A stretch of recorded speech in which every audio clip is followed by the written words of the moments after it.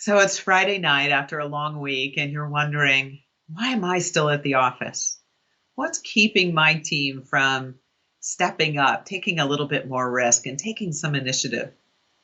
Hi, I'm Janet Harvey, CEO of inviteCHANGE, and boy, is that a useful question.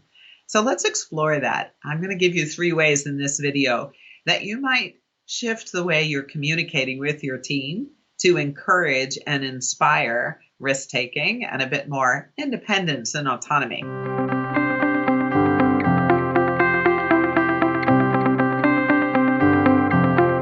So the first thing to pay attention to is what you're paying attention to.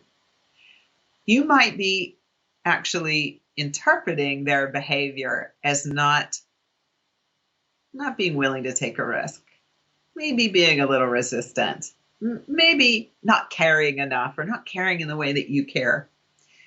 And of course, you're experiencing them through your lens. What are your beliefs about risk-taking? Where's the boundary? Where is something okay and where is something a stretch and where is something way too big a risk? It's outside the boundary line. You have your own way of understanding that. And my guess is you've probably never asked anybody on your team what they think a risk is. So first, do your own inventory. What are your beliefs and assumptions? Maybe preferences, maybe habits, maybe even there's some guidelines in the industry that you operate in. When's the last time you had a discussion about risk-taking with your team? Do a little preparation and share your point of view. And let's go to step 2. You want to ask. Ask the question you don't know the answer to. You surely do not know how they hold what risk-taking is. By creating the psychological safety for an open dialogue that says, let's understand what each other's way of understanding risk-taking is. Let's put it in the context of our industry. Let's have a discussion about where people feel comfortable taking a risk because you have the skills and wisdom for it, or you've had an agreement with me, and others of you that have been waiting because you're uncertain actually how much authority you have. Opening up for that collaborative exchange is going to reveal to you a great deal of resource that lives inside your team that's been waiting for your permission. And that takes us to step 3. Why are they waiting for your permission? So delegation is such an important part of being an effective manager of people.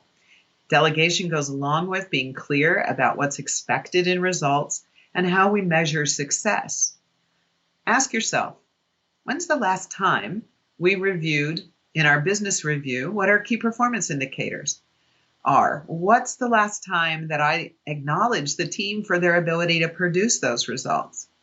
Have I ever asked them to do 10% more? How might that be connected to their resistance to risk-taking? They might think they're actually doing a great job because you're all hitting the numbers. And yet you're sitting in your office wondering, why haven't we done some breakthrough thinking and done something unexpected? Part of your job is to cast a compelling vision about how the unexpected is a win-win-win for you, your team, and the organization, and ultimately your customers.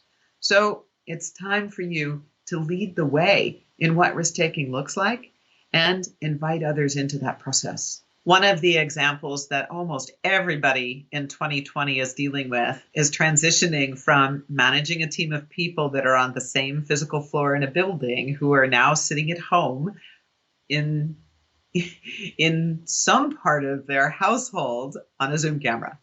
How do you build team? How do you build camaraderie? How do you build connection?